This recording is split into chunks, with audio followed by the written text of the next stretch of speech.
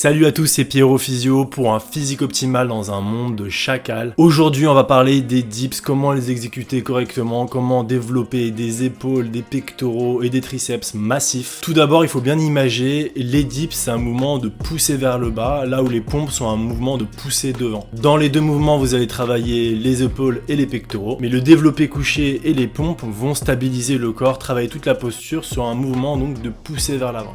Les dips, par contre, vont permettre de travailler toute cette posture, toute l'organisation corporelle sur un mouvement où les coudes et les bras vont être le long du corps. Les dips, c'est un mouvement indispensable dans la vie quotidienne et vous le retrouvez, vous le transférez facilement, comme par exemple lorsque vous sortez du bain, lorsque vous relevez de votre lit. Tout d'abord, pour commencer les dips, ce que je vais vous conseiller, c'est de commencer directement le plus haut possible pour déjà bien organiser votre position et ne pas devoir forcer sur l'articulation des épaules et des coudes. Donc montez en hauteur, stabilisez en haut, quitte à utiliser un élastique en dessous que vous accrochez sur les côtés des barres pour stabiliser vos genoux, stabiliser et décharger un petit peu le poids du corps. Les dips, vous pouvez les faire sur une barre fixe, d'accord, ce que vous retrouvez notamment quand vous faites les muscle up, mais vous pouvez également les faire sur des barres parallèles. Je trouve que c'est le plus naturel possible. Au niveau de l'écartement des barres, vous allez essayer de travailler sur un écartement physiologique, donc largeur d'épaule environ. Si vous avez mal au sternum, notamment aux épaules, c'est que vous n'avez pas le bon mouvement, vous n'avez pas la bonne position lors du mouvement des dips, et c'est ce qu'on va décomposer ensemble aujourd'hui. Comme j'ai dit au niveau du placement, adoptez une position haute, donc montez sur un petit surplomb pour arriver en haut des barres, bras tendus. Retenez qu'il faut que vous puissiez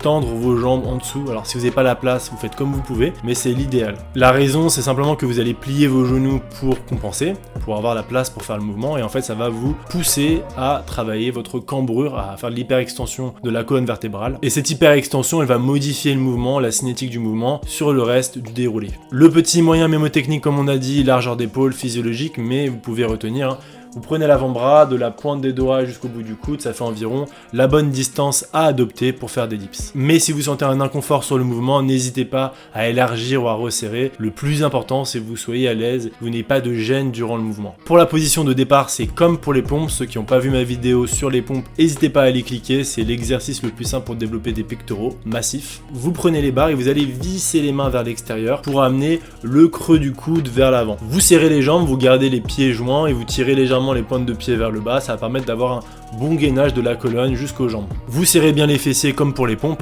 pour avoir le bassin en position neutre. Vous gardez tout ça bien gainé et vous allez plier les coudes et descendre doucement vers l'avant. Votre poitrine va légèrement basculer vers l'avant et ça va permettre de charger vos pectoraux et vos triceps. Pensez bien à ouvrir la cage thoracique, à serrer légèrement les omoplates et donc ça va permettre d'étirer un peu plus les pectoraux. Descendez un petit peu en dessous des 90 degrés, d'accord, ça permet d'étirer le triceps également et vous allez remonter le plus haut possible en position haute comme au départ et vous poussez de manière à sortir vraiment la tête des épaules.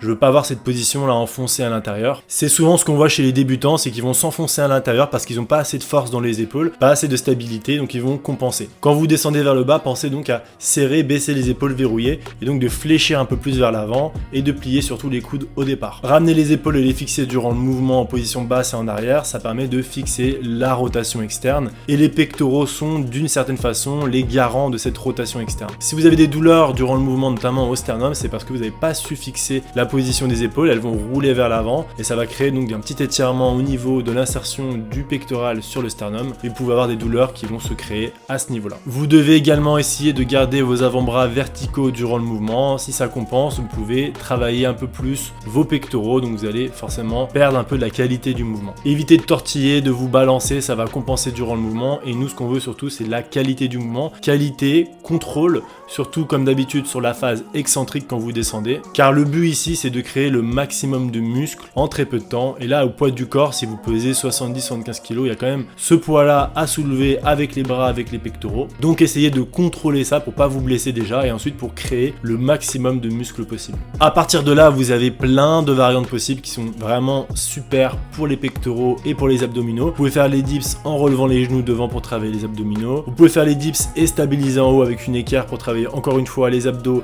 et les fléchisseurs de hanches. Vous pouvez faire des dips si vous maîtrisez bien avec un petit balancé. Si vous n'avez pas le choix ou pas l'organisation possible, vous pouvez plier les genoux bien entendu, mais c'est pas le mouvement optimal. Une autre variante qui est géniale, c'est les dips sur les anneaux. Ça permet de travailler beaucoup plus la proprioception de l'épaule et d'envoyer plus de stimulus au niveau de cette zone-là. L'avantage de ce mouvement-là, c'est que c'est un mouvement au poids du corps. Vous pouvez charger effectivement, mais maîtrisez surtout, s'il vous plaît, d'abord le mouvement parfaitement avant de rajouter des charges. Ça va éviter les blessures et surtout vous aurez plus de marge de progression. Vous pouvez le faire n'importe où, donc vous n'avez pas d'excuses. C'est comme les pompes, c'est comme les squats, c'est comme les tractions, c'est comme le rowing. N'importe où, quand vous voulez, aucune excuse. Et vous allez développer des pectoraux, des épaules, des triceps massifs. Voilà, j'espère que la vidéo vous a plu. Si c'est le cas, abonnez-vous, mettez-moi un petit like, mettez-moi un pouce bleu. Et on se revoit pour la prochaine vidéo Pyrophysio pour un physique optimal dans un monde de chacal.